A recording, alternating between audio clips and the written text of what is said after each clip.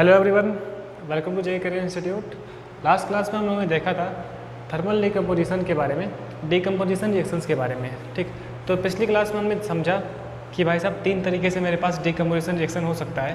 पहला तो हीटिंग की वजह से, सेकंड अपना इलेक्ट्रिसिटी की वजह से, एंड थर्ड अपना लाइट की एनर्जी की वजह से। ठीक है ना। तो इससे पहले जो लेक्चर था वहाँ पे हमने देखा था कि हीटिंग की वजह से कैसे डिकम्पोजिशन होता है, ठीक, जिसे हम लोग थर्मल डिकम्पोजिशन बोल रहे थे, है ना। और जितनी भी रिएक्शंस हमने वहाँ पढ़ी थी वो सभी एंडोथर्मिक रिएक्शंस थे। ठीक है, तो पिछली क्लास से अपन लोग कंटिन्यू करेंगे। लास्ट क्लास में हमने रिएक्शन देखी कि लेड नाइट्रेट को अगर अपन लोग हीट करते हैं तो लेड का ऑक्साइड बनता है, nitrogen dioxide and oxygen gas बनती है। ठीक है, तो अब हम लोग वो पार्ट देखने वाले हैं ना जब इलेक्ट्रिसिटी की वजह से हमारे पास डिकम्पोजिशन होगा। ठीक, फिर हम लोग देखेंगे कि लाइट की एनर्जी की वजह से कैसे डिकम्पोजिशन रिएक्शन हो सकती है। ठीक, फिर जो अपना नेक्स्ट पार्ट होगा जिसे मैं बोल रहा हूँ डिस्प्लेसमेंट रिएक्शन। ठीक, तो हम स्टार्ट करते हैं अपना, मतलब कि जो आज का पार्ट है ना वो अपना प्योरली क्या बोल सकते हैं, जिसका मोटिव क्या है कि इलेक्ट्रिसिटी की वजह से जो रिएक्शंस हो रही हैं उसकी बात करते हैं हम लोग। ठीक, तो इसमें एक रिएक्शन बहुत ही अच्छी खासी है। सबसे पहले ना कुछ चीज़ें हम समझ लेते हैं। ठीक, हमारे पास देखिए काफ़ी इंपॉर्टेंट बात होता है इलेक्ट्रिक करंट को लेकर। ठीक, हम जानते हैं कि जो भी मेटल्स होते हैं, जो भी मेटेलिक सॉलिड होते हैं, है ना, जैसे कि Ag हो गया, Cu हो गया, कॉपर हो गया, एल्युमिनियम हो गया, ये सब इलेक्ट्रिसिटी के बहुत ही अच्छे कंडक्टर होते हैं, है ना। आसानी से इसमें से करंट फ्लो होता है। ठीक, तो हमारे लिए काफ़ी बात ये इम्पोर्टेंट है कि भाई साहब हम इलेक्ट्रिसिटी को कितनी आसानी से अचीव कर पा रहे हैं, जनरेट कर पा रहे हैं, है ना। मतलब कि कहाँ पे आसानी से इलेक्ट्रिसिटी में लॉस नहीं हो रहा है, क्योंकि इलेक्ट्रिसिटी में क्या है ना बहुत सी चीज़ें लॉस होती है, तो हम चाहते हैं लॉस को कम करना।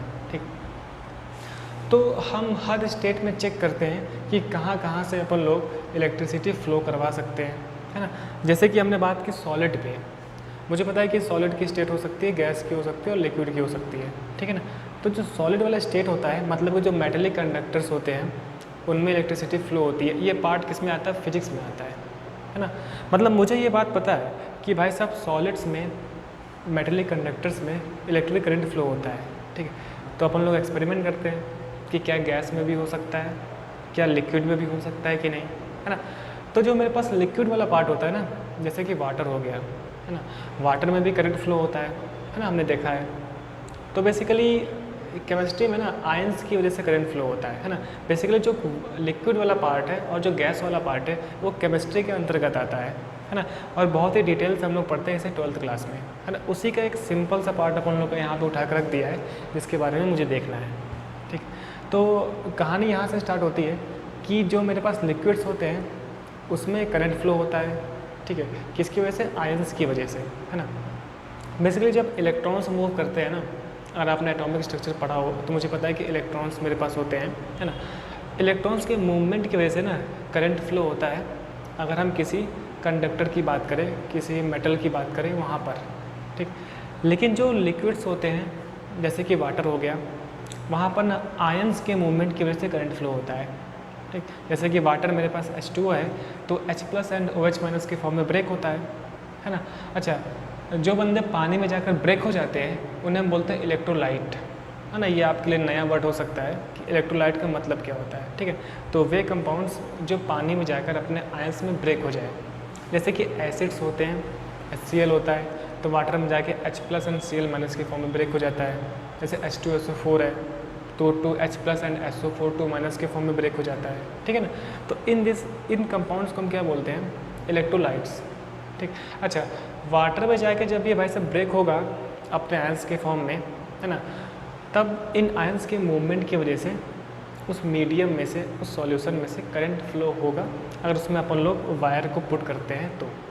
ठीक है, तो इलेक्ट्रिसिटी की कहानी हम यहीं से स्टार्ट करते हैं। अपन लोग डीसी बैटरी का यूज़ करते हैं ना, हम लोग बैटरी का यूज़ करते हैं। बेसिकली बैटरी से मेरे पास डीसी करंट मिल रहा होता है ना।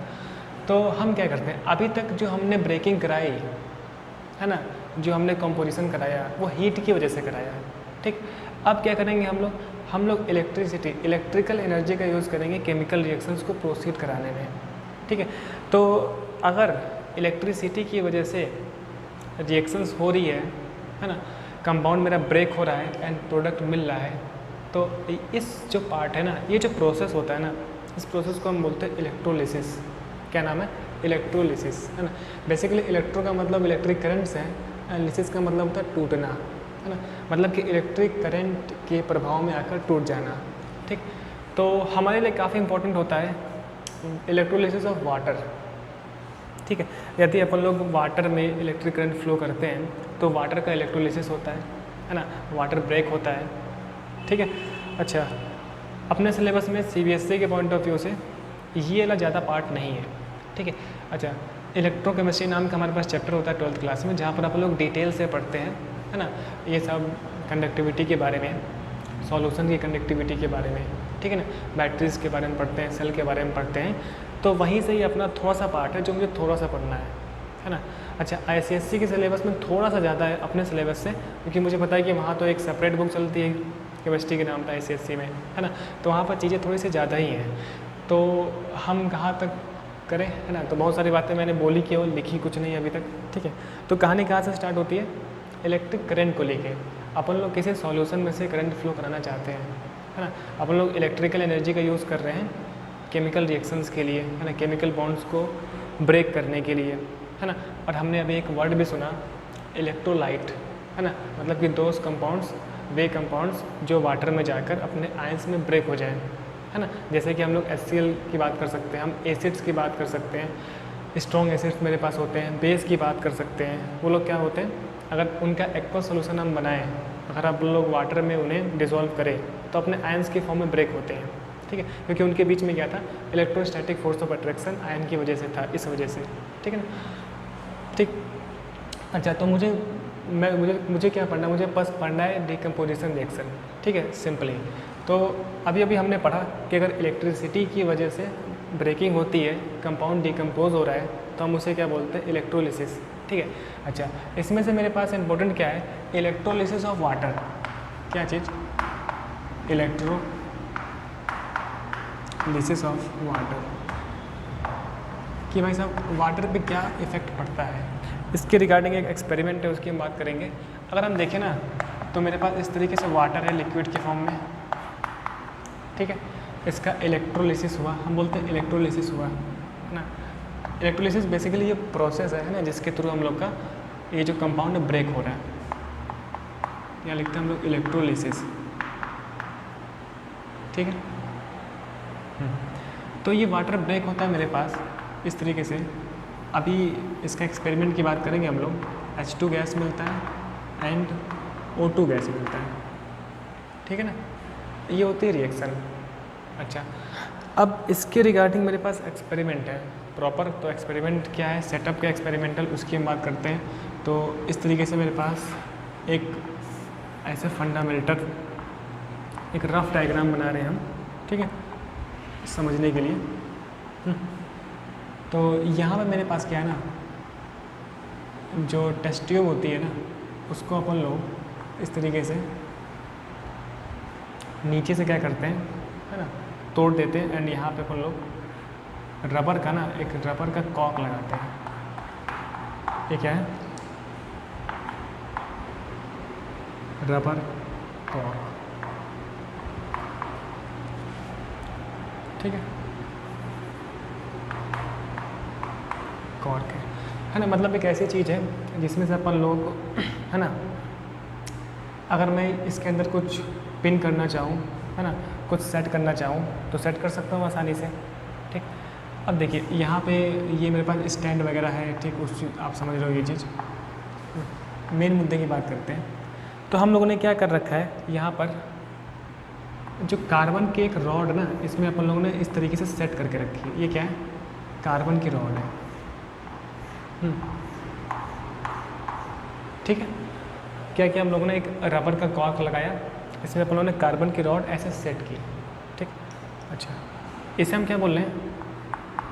Carbon rod. ठीक, ये भी क्या है? कार्बन रॉड है। ठीक, अच्छा, बेसिकली जो ये कार्बन की रॉड है ना, ये ग्रेफाइट की है। किसकी? ग्रेफाइट। ग्रेफाइट, अभी सारी बातें करेंगे हम लोग, ऐसा क्यों है। किसी ग्रेफाइट है ये। कार्बन के डिफरेंट डिफरेंट फॉर्म्स होते हैं मुझे पता है, ठीक है। तो ये मेरे पास क्या है, ग्रेफाइट है। अच्छा, ये जो रॉड है ना सॉल्यूशन में डिप है, सॉल्यूशन में, ठीक। तो जब भी हमारी ज़िंदगी में केमिस्ट्री वाले पार्ट में किसी हम रॉड को ना सॉल्यूशन में डिप करेंगे तो इस रॉड को हम लोगों ने नाम दे रखा है इलेक्ट्रोड, ठीक है। तो इसे हम क्या बोलते हैं, इलेक्ट्रोड। ये क्या भाई साहब है, इलेक्ट्रोड है, कार्बन इलेक्ट्रोड है ना। बेसिकली ना जो ग्रेफाइट है ना ये इनर्ट होता है ना। सॉल्यूशन के रिस्पेक्टिवली हम बात करें तो जानबूझ के अपन लोगों ने ग्रेफाइट रखा है ना, कार्बन का इलेक्ट्रोड रखा है, जिससे कि वो सॉल्यूशन के साथ रिएक्शन ना करवाए, क्योंकि मुझे कुछ और करवाना है। क्या करवाना है उसकी बात कर रहे हैं हम। अपन लोग यहाँ पे बैटरी यूज़ कर रहे हैं अपना अच्छा खासा, जैसा आप लोग चाहो बैटरी बना लो। अपन लोग एक रफ डिज़ाइन बना रहे हैं बैटरी का, ठीक है ना। बैटरी से वायर निकाला एंड वायर इस तरीके से कनेक्ट किया, यहाँ पे एक स्विच भी लगा दिया, ठीक है। And this is our negative and, this is our positive and, ठीक। तो क्या कहानी है, अच्छा जो रॉड ना नेगेटिव एंड से लगी है इसको मैं बोलता हूँ कैथोड। क्या बोलता हूँ, ये पार्ट मेरा है कैथोड, ठीक। इसे हम बोलते हैं कैथोड। थोड़ा सा डिफरेंट चौक मिलेगा क्या,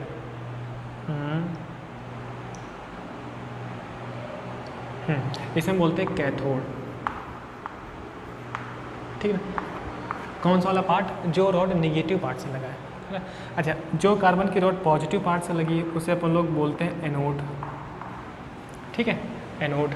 और बेसिकली इन रॉड्स को क्या बोलते हैं हम, इलेक्ट्रोड, ठीक है। अच्छा, ये रॉड सॉल्यूशन में डिप है, उसकी हम बात करते हैं सॉल्यूशन में, ठीक। अब देखिए क्या करते हैं ना हम लोग, 2 टेस्ट ट्यूब लेकर आते हैं, वाटर फिल करते हैं हाफ, ठीक है।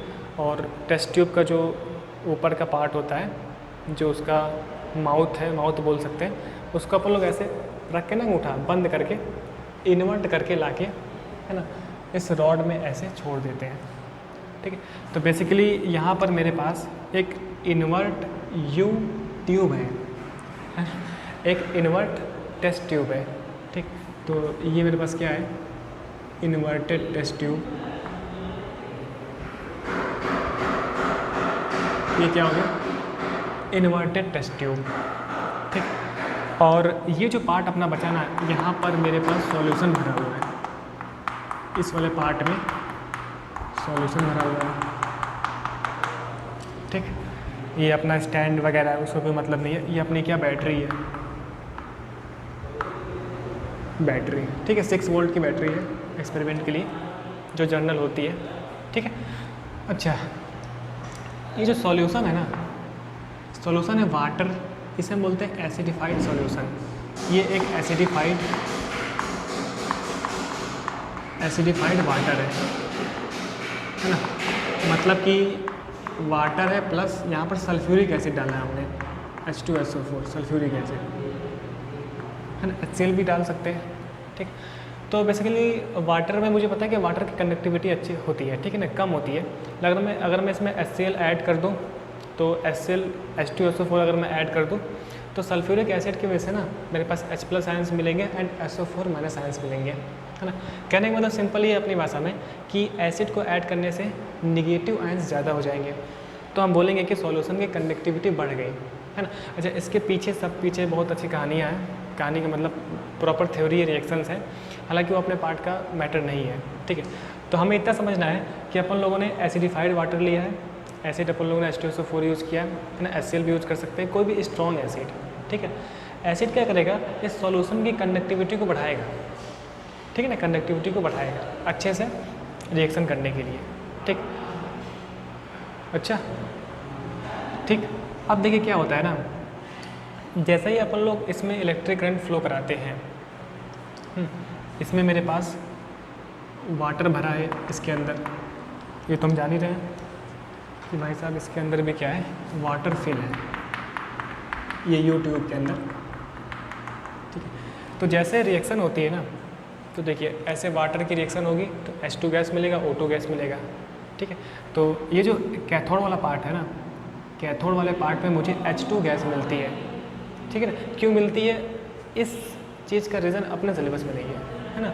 उसके पीछे बाकायदा एक्सपेरिमेंट, बाकायदा रिएक्शंस हैं, ऑक्सीडेशन रिएक्शन होती है, रेडॉक्स रिएक्शन होती है, रिडक्शन रिएक्शंस होती है ना। तो वो सब पार्ट इंक्लूड करके अपन लोग बात करते हैं, ठीक है। तो अभी उस पर हम लोग आते हैं।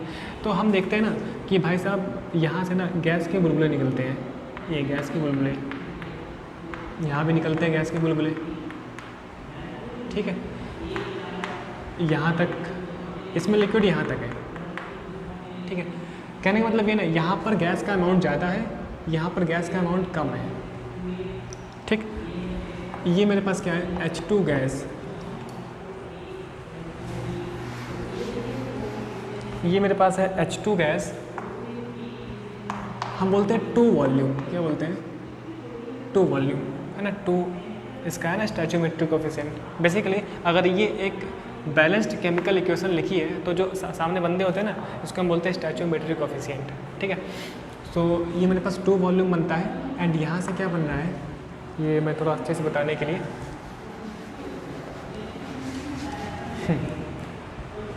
यहाँ से 1 वॉल्यूम, है ना, O2 गैस मिल रहा है, O2 गैस, ठीक। ये चीज़ तो हमने एक्सपेरिमेंट के थ्रू क्या देखा, जब हमने एक्सपेरिमेंट कराया भाई साहब बाकायदा, तो सेटअप पहले कैसे होता है उसको समझते हैं हम लोग। अपन लोगों ने इस तरीके से ग्लास ले लिया, नीचे का पार्ट हटा दिया, है ना, उसके अंदर रबर का कॉक लगा दिया, उसके अंदर इलेक्ट्रोड्स मैंने ऐड किए। अच्छा, इलेक्ट्रोड्स कैसे, कार्बन के लिए इलेक्ट्रोड्स हैं, है ना, कार्बन में भी ग्रेफाइट वाला फॉर्म है। बेसिकली ये इनर्ट इलेक्ट्रोड है ना, इनर्ट इलेक्ट्रोड है जो कि सॉल्यूशन के साथ रिएक्शन नहीं करता है ना। नहीं तो फिर अगर अपन लोग एक्टिव इलेक्ट्रोड ले, बेसिकली 2 इलेक्ट्रोड होता है ना, active electrode, inert electrode. Active वाला ना सॉल्यूशन के साथ रिएक्शन करता है, एक्टिव जैसे कि जिंक हो गया, Ag हो गया, ये सारे टाइप, है ना। इनर्ट इलेक्ट्रोड सॉल्यूशन के साथ रिएक्शन नहीं करता है, ठीक है ना। और इस तरीके से अपन लोगों ने टेस्ट ट्यूब लेके वाटर फिल करके और उसका मुंह बंद करके इन्वर्ट करके यहाँ पे अपन लोगों ने पुट कर दिया है, ठीक है ना। तो हम देखते हैं ना कि जब इलेक्ट्रिसिटी फ्लो होती है, तो जब इलेक्ट्रिसिटी फ्लो होगी ना, तो इलेक्ट्रिक करंट की वजह से, इलेक्ट्रिक एनर्जी की वजह से सॉल्यूशन में जो आयंस है ना, जो मेरे पास इलेक्ट्रोलाइट्स हैं, जैसे कि एसिड हो गया, ये अपने आयंस में ब्रेक होते हैं और मेरे पास इलेक्ट्रिकल एनर्जी की वजह से chemical energy, chemical reaction start हो जाती है ना। सो इलेक्ट्रिकल एनर्जी की वजह से ना अंदर केमिकल प्रोसेस हो रही है। तो this process is known as electrolysis, है ना। और बेसिकली अपन लोग वाटर का इलेक्ट्रोलिसिस करवा रहे हैं, तो इसे हम क्या बोलते हैं, इलेक्ट्रोलिसिस ऑफ वाटर, ठीक है। ये कहानी होती है। अच्छा, ये मेरे पास क्या है, इन्वर्टेड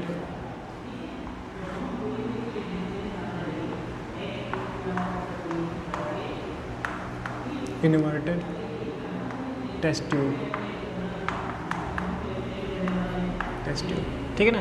तो मैं देखता हूँ कि मेरे पास कैथोड जो कि नेगेटिव वाला पार्ट है, जो नेगेटिव एंड से लगा होगा वो कैथोड होगा, है ना। अगर मैं इसका साइन चेंज कर दूँ, मैं यहाँ नेगेटिव कर दूँ, यहाँ प्लस कर दूँ, तो नेगेटिव वाला क्या कहलाता है, कैथोड, ठीक है। नेगेटिव कैथोड है, पॉजिटिव क्या एनोड है, ठीक, इस टाइप के सेटअप में। अच्छा, हमने देखा कि कैथोड पे ना H2 gas milli and anode पे O2 गैस मिली।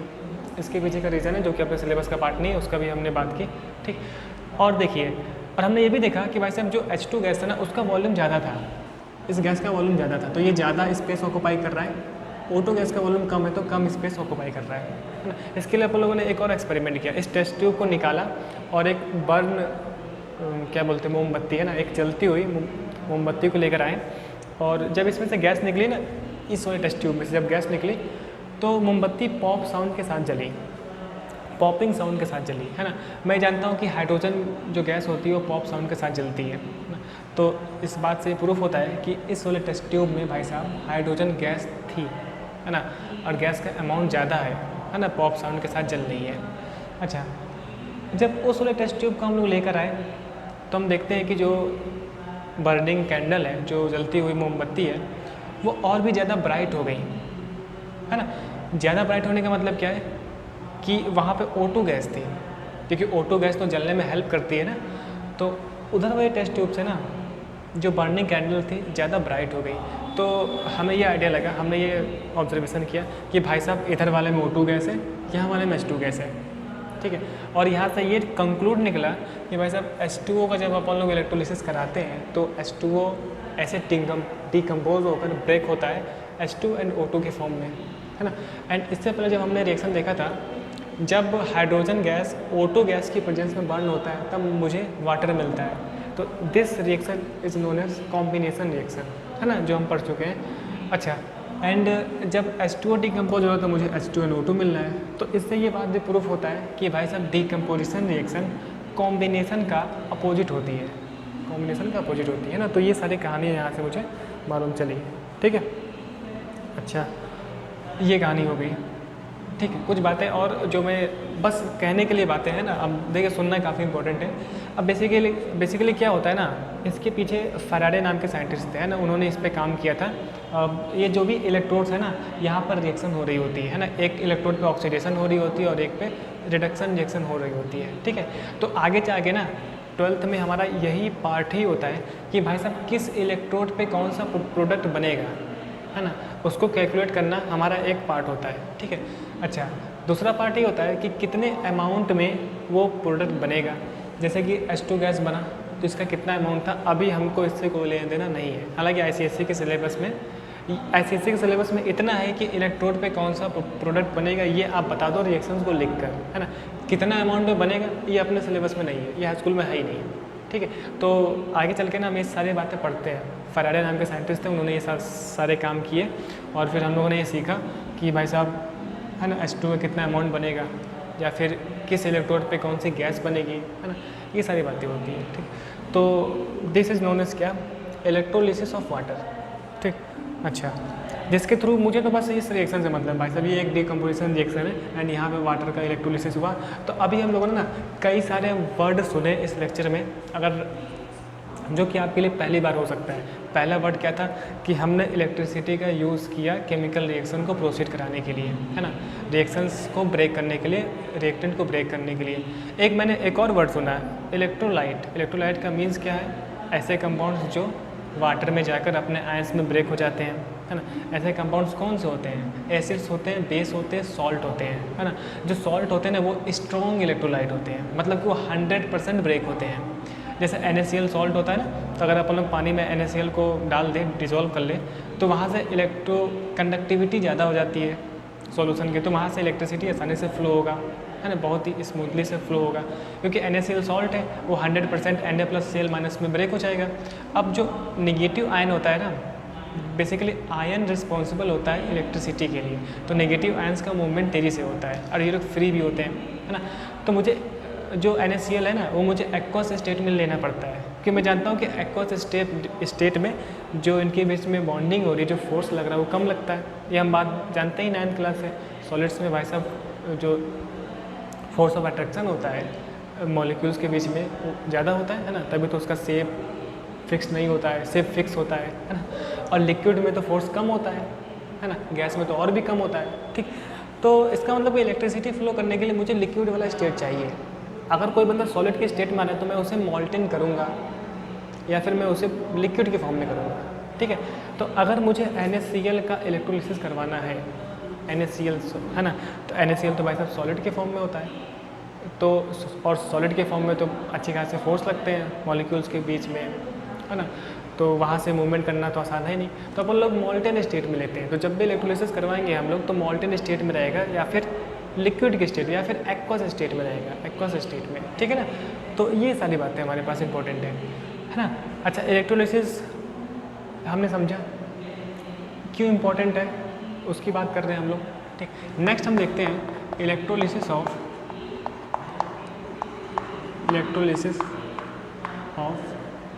मॉल्टेन NaCl, ठीक है ना। अब देखिए ये जो मैंने पूरी कहानी बताई ना यहाँ पे आपको किसी भी स्टैंडर्ड बुक में मिल जाएगी, ठीक है। अपन लोग के लिए कहानी समझना इंपॉर्टेंट है ना। अब यहाँ मैं इसको स्टैंड लिखूँ, इसको क्लैम्प वगैरह लिखूँ, है ना, तो जो इंपॉर्टेंट पार्ट है वो मैंने लिखा है केवल, ठीक है। जो मुझे समझना था कि भाई साहब ये सब इलेक्ट्रोड्स होते हैं, ये कैथोड होता है, ये एनोड होता है, ठीक है। निगेटिव वाले को मैं कैथोड बोल रहा हूँ, है ना। ये कार्बन की रॉड को मैं क्या बोलता हूँ, इलेक्ट्रोड बोलता हूँ।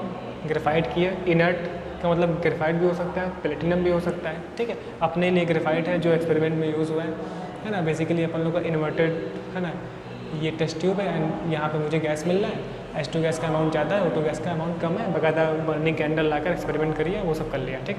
अब देखिए जब NaCl का सॉलिड के फॉर्म में होता है, सॉलिड के फॉर्म में ही है, हम इसे क्या ले रहे हैं, मॉल्टेन NaCl, है ना। अगर एक्वस फॉर्म में होता ना तो मैं यहाँ L लिख देता, लिक्विड, ठीक। इसका क्या हुआ, इलेक्ट्रोलिसिस, क्या हुआ, इलेक्ट्रोलिसिस। अब इलेक्ट्रोलिसिस होगा तो भाई साहब ये डिकम्पोज होगा एंड ब्रेक होगा, किसमें, इस तरीके से, ठीक है। ये यहाँ से मुझे मिलता है सोडियम मेटल एंड मुझे मिलता है क्लोरीन गैस, ठीक। अच्छा, मोल्टेन NaCl है, बेसिकली देखिए हुआ क्या होगा, जो आगे का पार्ट है जो अपने सिलेबस में नहीं है, तो बताओ सर। जब मोल्टेन NaCl है ना तो अपन लोगों ने ऐसे लगाई थी बैटरी, है ना। इलेक्ट्रिकल एनर्जी की वजह से ये जो NaCl एक सॉल्ट होता है, ये Na+ और Cl- के फॉर्म में ब्रेक हो जाता है, सॉल्ट Na+ और Cl- के फॉर्म में ब्रेक हो जाता है, ठीक है। फिर आयंस की वजह से जो फोर्स ऑफ अट्रैक्शन है ना वो सब चलता है, ठीक है। मतलब फिर इलेक्ट्रोलिसिस की प्रोसेस होती है। अब प्रोसेस होने के बाद ना एक इलेक्ट्रोड पे मुझे सोडियम मिलता है, दूसरे इलेक्ट्रोड पे मुझे क्लोरीन गैस मिलती है, ठीक है। तो आगे चल के यही पार्ट इंपॉर्टेंट होता है कि सोडियम मेटल किस इलेक्ट्रोड पे मिली, एनोड पे मिली कि कैथोड पे मिली, Cl2 गैस किस इलेक्ट्रोड पे मिली, एनोड पे मिली कि कैथोड पे मिली, है ना। जो कि अपना हाई स्कूल में ICSE का पार्ट है, वहाँ पे इतना है कि अपन लोग समझते हैं, इसको आयंस के फॉर्म में ब्रेक करते हैं, फिर देखते हैं कि किस तरीके से किस इलेक्ट्रोड पे कौन सा प्रोडक्ट मिल रहा है, ठीक है। अच्छा, ये कितने अमाउंट में मिल रहा है, ये पार्ट कहाँ है, 12th क्लास का, जहाँ पर अपन लोग इलेक्ट्रोकेमिस्ट्री नाम का एक चैप्टर होता है, फिर वहाँ में चीज़ें और भी डिटेल से पढ़ते हैं, है ना। तो थोड़ा सा आपको आइडिया रहा है, इस वजह से मैं ये चीज़ें बता रहा हूँ। तो इस तरीके से ना अपन लोग इस मोल्टेन NaCl से हमने सोडियम देख लिया, मतलब कि हमने NaCl से सोडियम का एक्सट्रैक्शन किया, क्या क्या, सोडियम का एक्सट्रैक्शन, ठीक है। तो बेसिकली इलेक्ट्रोलिसिस का यूज़ क्यों कर रहे हैं हम लोग, मेटल्स को एक्सट्रैक्ट करने में। बेसिकली मेटलर्जी नाम का चैप्टर आपके पास है, तो मेटलर्जी में हम लोग यही पढ़ते हैं, है ना। कुछ बातें और कर लेते हैं हम लोग। अब देखिए ऐसा नहीं है ना कि जितने भी एलिमेंट्स हैं ना नेचर में डिफरेंट फॉर्म में पाए जाते हैं, है ना। अगर देखिए एलिमेंट बहुत इनर्ट है, रिएक्शन करता ही नहीं है, जैसे कि इनर्ट गैसेस होती है, हीलियम, नियोन, आर्गन, तो ये लोग ना इसी फॉर्म में मिलते हैं, He, हीलियम, नियोन, आर्गन, ठीक है। लेकिन जो बंदे भाई साहब रिएक्शन करते हैं वो लोग कॉम्बिनेशन के फॉर्म में मिलते हैं, किसी कंपाउंड के फॉर्म में मिलते हैं, सेपरेट नहीं मिलते हैं, ठीक है ना। वो अपने क्लोराइड्स के फॉर्म में मिलेंगे या फिर ऑक्साइड्स के फॉर्म में मिलेंगे। जैसे क्लोरीन गैस की बात है तो वो भाई साहब अपने क्लोराइड के फॉर्म में मिल रहा है। अब मुझे चाहिए ना, जैसे सोडियम है, सोडियम क्लोरीन गैस है, सोडियम, ये किस फॉर्म में मिल रहा है, NaCl, क्लोराइड के फॉर्म में मिल रहा है ना। तो मुझे क्या चाहिए कि इस वाले कंपाउंड्स है ना, इस कॉम्बिनेशन में से NaCl से मैं Na एक्सट्रैक्ट करूँ, ठीक है। तो मेटल के एक्सट्रैक्शन के लिए अपन लोग इलेक्ट्रोलिसिस का यूज़ करते हैं, ये इसका एप्लीकेशन हो गया, यूजेस हो गया, इंपॉर्टेंट हो गया, है ना। तो जो बातें लिखवानी चाहिए मैं सारी बातें बोल रहा हूँ समझने के लिए, है ना, सारी बातें बुक में लिखी है आपके। तो यूज़ क्या हो गया, मेटल के एक्सट्रैक्शन के लिए, ये सोडियम मेटल मुझे मिला, ठीक है। अच्छा, और भी यूज़ होता है इसका, यूज़ इलेक्ट्रोलिसिस का यूज़ हम लोग का सेल कंस्ट्रक्शन के लिए होता है, जो कि आगे का पार्ट है। हम लोग एक और देखते हैं, इलेक्ट्रोलिसिस ऑफ, बोल रहा हूँ मैं, है ना, इलेक्ट्रोलिसिस ऑफ एल्यूमिनियम ऑक्साइड, ठीक है। अभी आप लोग लिखिएगा Al2O3,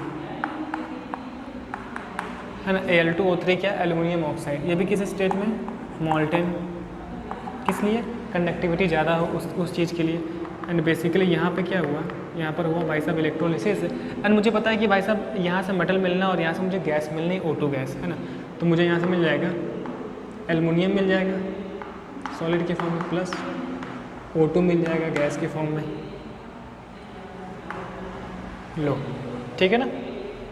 ये चीज़ एक बैलेंस केमिकल इक्वेशन में लिख रहे हैं हम लोग। तो यहाँ से मिला एल्युमिनियम मेटल, तो हमने ये समझा ना कि एल्युमिनियम ऑक्साइड जो था, एल्युमिनियम ऑक्साइड से अपन लोगों ने एल्युमिनियम का एक्सट्रैक्शन किया, किसके थ्रू, थ्रू इलेक्ट्रोलिसिस के प्रोसेस के थ्रू, ठीक है। सो ये क्या हो गया, इसका एप्लीकेशन हो गया, ठीक है। तो बेसिकली अपने सिलेबस में सीबीएसई में इतना ही पार्ट है, ख़त्म हो गया, कहानी ख़त्म, ठीक। तो सबसे पहले क्या करेंगे हम लोग, इतना समझने के बाद लिखना स्टार्ट करते हैं, ठीक है ना। लिखना स्टार्ट करते हैं, पहले लिखिएगा आप, है ना। एक पॉइंट लिखते हैं हम लोग, ये थोड़ा सा, सबसे पहले अपन लोग हेडिंग लिख लेते हैं। हेडिंग कुछ नहीं, कल जितना लिखा था ना, कल का मतलब पिछली क्लास में, उसके नीचे लिखिएगा। कॉपी बना रहे हैं ना आप लोग नोटबुक, उसके नीचे लिखेंगे हम लोग। लिखते हैं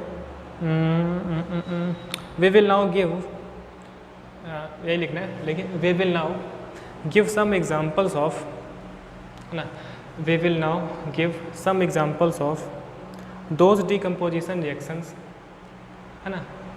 अब देखिए जो लोग रैंडम लेक्चर लिए उनके लिए प्रॉब्लम है ना, क्योंकि इससे पहले जो हमने पढ़ा था ना उसी के आगे स्टार्ट कर रहे हैं। तो वहाँ तक हम लोगों ने नोटबुक बना रखी है, कॉपी बना रखी है, तो उसके नीचे ही लिखना है, ठीक है ना।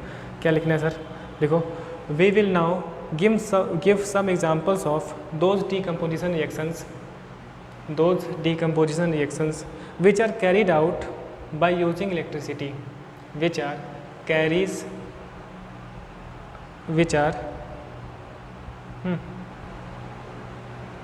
कहाँ गया, which are carried out by electricity, ठीक है। इसके नीचे लिखेंगे हम लोग electrolysis of water, first heading लिखेंगे इलेक्ट्रोलिसिस ऑफ वाटर, ठीक है। तो इसमें लिखते हैं हम लोग, लिखिए when electric current is passed through acidified water, when electric current is passed through acidified water, है ना। एसिडिफाइड वाटर का मतलब क्या है, समझ लिया हम लोगों ने सब कुछ, ठीक है। When electric current is passed through acidified water, comma it decomposes to give hydrogen gas and oxygen gas, ठीक है। This reaction can be expressed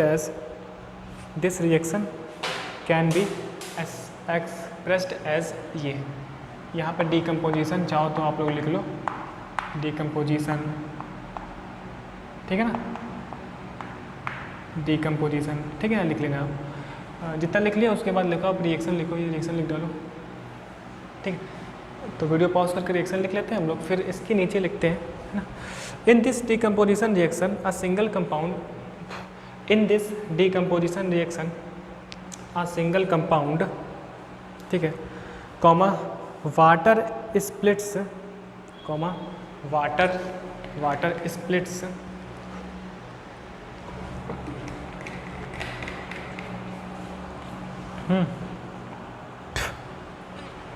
गले में चौक चलेगी लग रहा है, ठीक है, comma water splits up to form two simpler substance, है ना, hydrogen and oxygen. This decomposition reaction takes place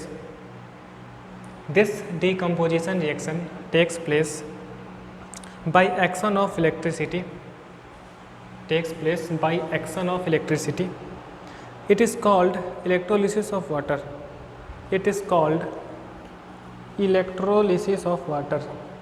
ठीक है। लिख लिया इतना।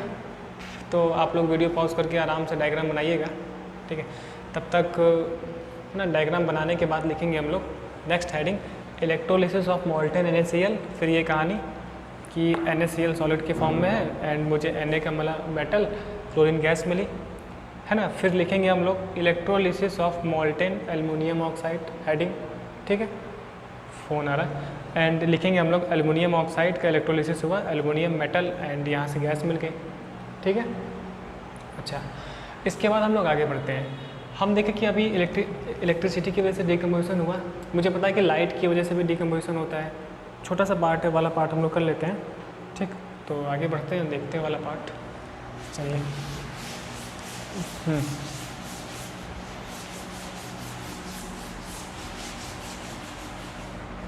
ये फ़ोन आ रहा है, थोड़ा सा प्रॉब्लम है।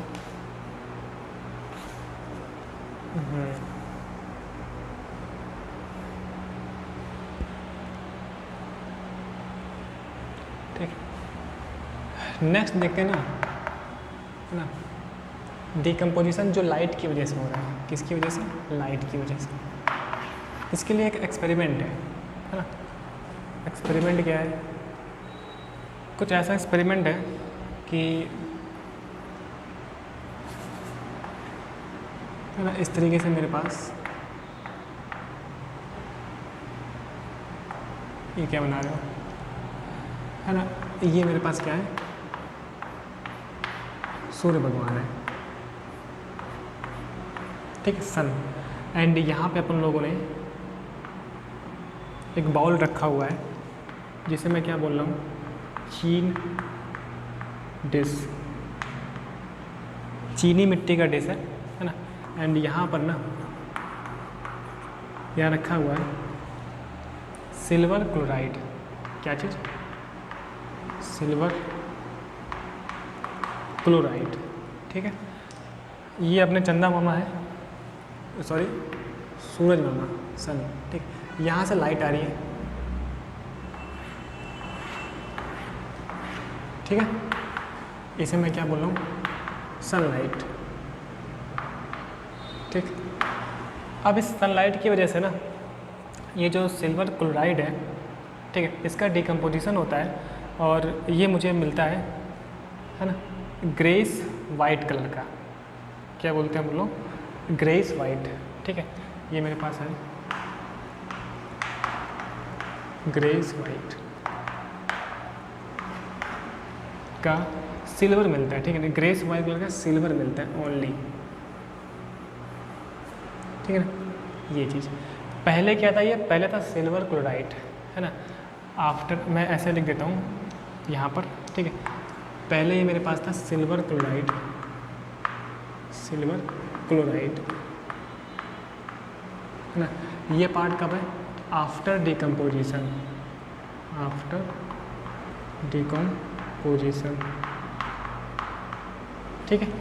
देखिए हुआ क्या था कि मेरे पास इस तरीके से AgCl था सॉलिड के फॉर्म में, लाइट आया यहाँ पे सनलाइट, ठीक है।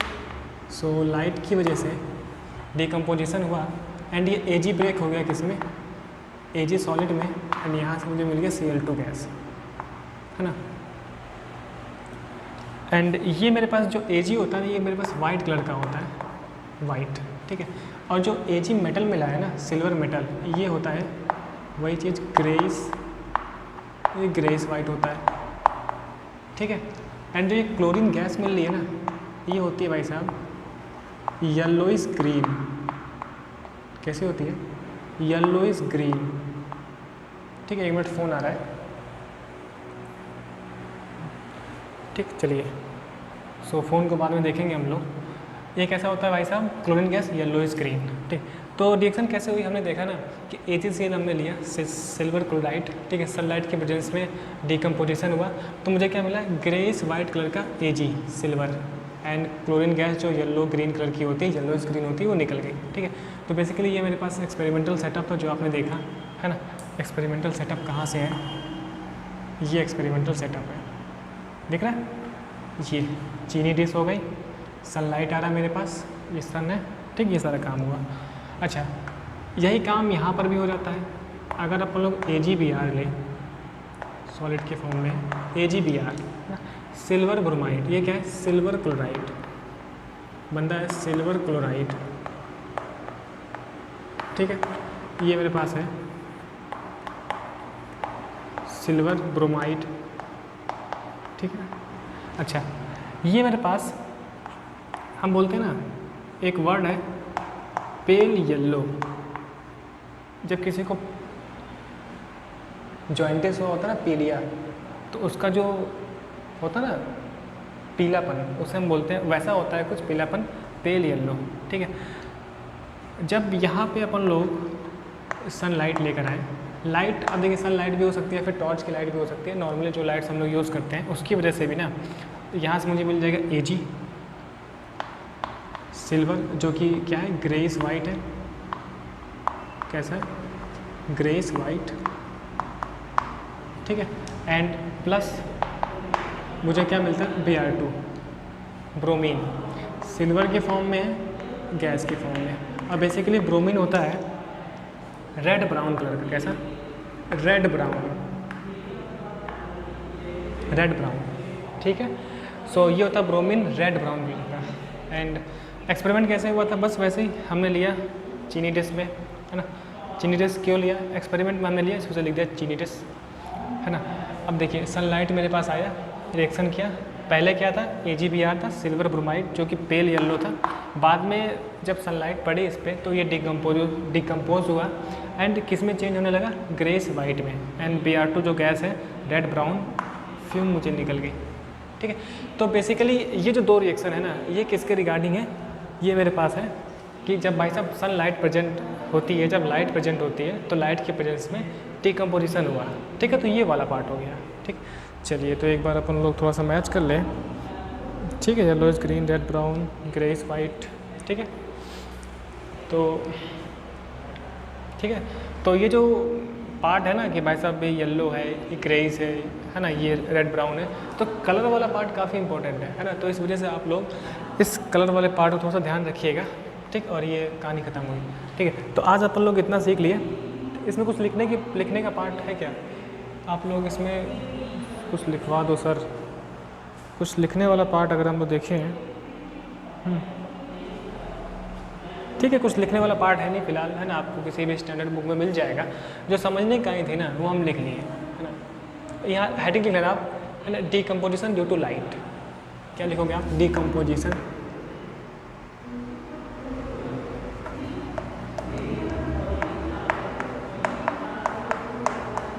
Decomposition due to light. ठीक है, और ये दो रिएक्शन देख लो। ठीक, इसके बाद तो आपको बुक में मिलेगी थ्योरी वगैरह, तो जो हमने बोला ना वही थ्योरी थी।